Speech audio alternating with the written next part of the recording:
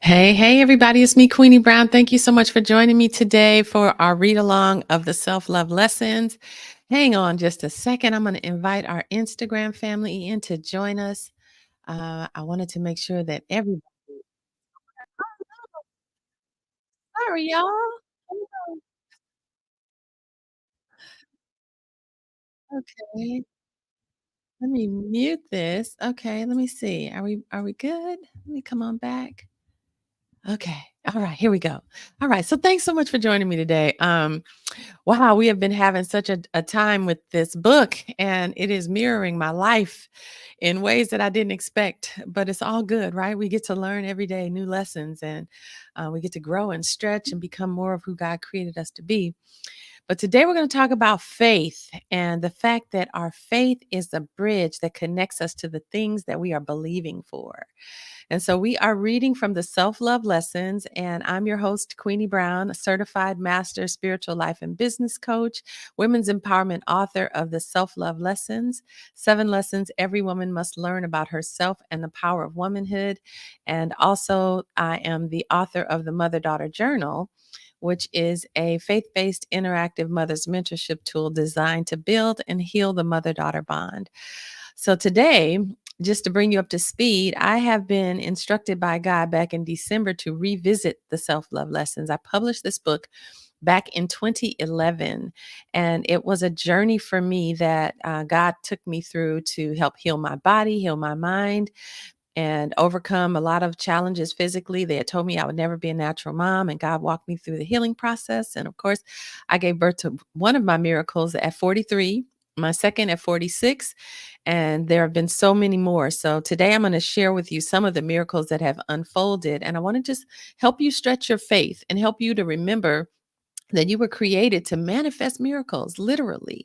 And so we were talking, we're in lesson number 2, self love lesson number 2, and it is how to know what you need and how to ensure that you get it. Lesson number 1 was how to know where you are and how to never forget, I believe, how to know where you are. Oh, so you can get where you're going. Sorry. So we're going through these self-love lessons. And again, God told me to revisit the lessons back in December to help me remember and to help me walk through the process so that I can invite you in on the journey with me and that you will be able to be blessed by it and we can all grow and learn and heal and shed some of the stuff that's in the way of us being able to be the powerhouses that He created us to be.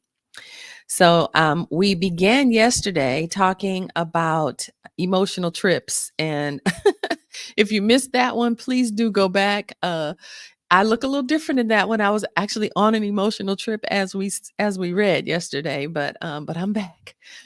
And it's important that we understand that that's a part of our journey, right? That we're going to grow and stretch and learn and we get to shed some of the stuff that comes up. But we also get to remember that things come up to be healed. And so when you find yourself in a space where you're dealing with emotions, where you're trying to process through your own forgiveness, maybe of others or of yourself, when you are dealing with things that's going on in your body, things are coming up to be healed. So when you tuck things under the rug, it prevents you from being able to get the full healing from it. And then you have to keep revisiting it. If you deal with it when it shows up, then you don't have to deal with it again. It actually allows you to heal. And we don't do that, especially in the church. We've been taught to just keep it moving. And that's also something that we pass down generationally. We just pass down and tuck it in and keep running. But that's the surefire way to keep building and building that rug that's in the room that ends up taking over, and it ultimately will spill out into your relationships. It will cause you to react in ways that are unhealthy and create toxic healing patterns that don't really heal. So it's important for us to heal as things come up. All right, so let's begin. We are on page 174. If you have not already downloaded your copy of the self-love lessons, please go to www.queeniebrown.com, download your free copy, share it with your friends so that you can read along. We are in, again, self-love lesson number 2 on page 174, and we are talking about what is faith. So, faith is a practical expression of your confidence in God and His Word. Your faith is the bridge that connects you to the very thing that you are believing for. Now, faith is the assurance, the confirmation, the title deed of the things we hope for, being the proof of the thing we do not see and the conviction of their reality. Faith perceiving as real fact what is not revealed to the senses. That's Hebrews 11:1 in the Amplified. Imagine having a title deed that says something is yours. That's your receipt that confirms that you own it, right? I like to describe faith like layaway. Do you remember back in the day when you could shop without credit by laying something away? You would pay your deposit and you'd receive a layaway confirmation slip. Once you paid off your balance, you could redeem your stuff. I remember looking in my purse at my many layaway slips and saying, "Ooh, that's my new shirt or my new leather jacket." If you remember layaway, put it in the comments. The receipt was evidence that those items were mine. I just couldn't see them in my closet yet. Faith works the same way. It's a knowing that the promises in the Word of God are yours, even if you can't see the manifestation of them yet. How do you build your faith? So, faith comes by hearing what is told, and what is heard comes by the preaching of the message that came from the lips of Christ, the Messiah himself. Faith comes by hearing the words of God. The more you hear what God said he promised you, the more you believe it, the more your faith increases. The thing to remember about faith and its reciprocal, fear, is they both can increase and decrease. The more faith you have, the less fear you will have. The more fear you have, the less faith you will have. To diminish your fears and build up your faith, you must hear the words of God. The more word of God you have, the more faith you'll have, and the less fear you will have. The less word of God you have, the less faith you'll have, and the more fear you'll have.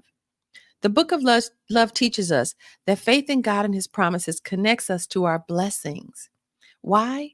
Because God entered into a binding contract, a covenant that stipulates he must manifest his promises and blessings in our lives. However, if we won't believe it and won't have faith in his word, we will remain disconnected from those blessings. Then God is unable to hold up his end of the deal. Read Genesis 17. Note that I chose the word won't because believing is an act of your will. Hebrews 11:6 says, and without faith, it's impossible to please God, because anyone who comes to him must believe that he exists and that he rewards those who earnestly seek him.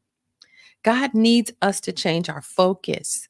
Instead of meditating on the possible negative outcomes in our lives, he asks us to meditate on his promises. He tells us repeatedly in the book of love that we are to live by faith, not by sight in what we see. That means don't focus on what you see in front of you. Focus on and have faith in his word as it relates to the issue at hand. For we live by faith, not by sight, 2 Corinthians 5:7 said Jesus, everything is possible for one who believes. Mark 9:23. Keep this book of the law always on your lips. Meditate on it day and night so that you may be careful to do everything written in it. Then you will be prosperous and successful. Joshua 1:8. So do not throw away your confidence. It will be richly rewarded. Hebrews 10:35. I have many testimonies I can share with you about how my faith in God and his word truly did come through for me. Back in 2003, I'd been working on this book for quite some time, and I knew it would be published, but I also knew that was a lot I needed to learn about the publishing industry. I heard there was going to be a book expo in Los Angeles, California, and I really wanted to go. I thought it'd be great if I could just get to LA since that's my hometown.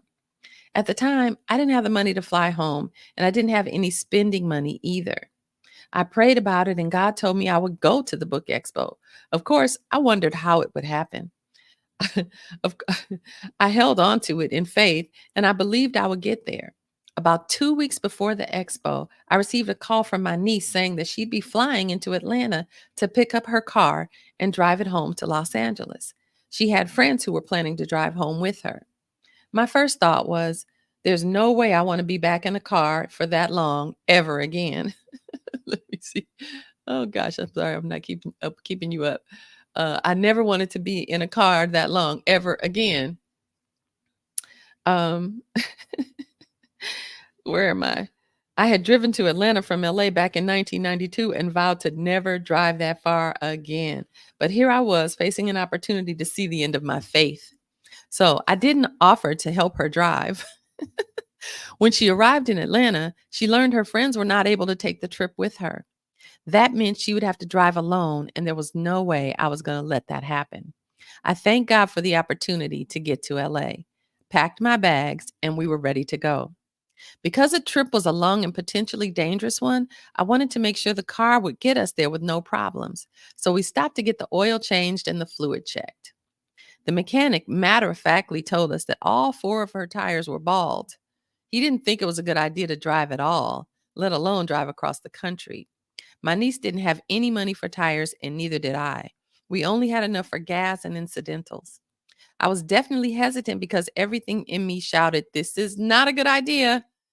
She was adamant, though, about taking the trip with or without me. So I prayed and we got on the road. We made it to LA and she dropped me off at my mom's. The next morning, she woke up to four flat tires.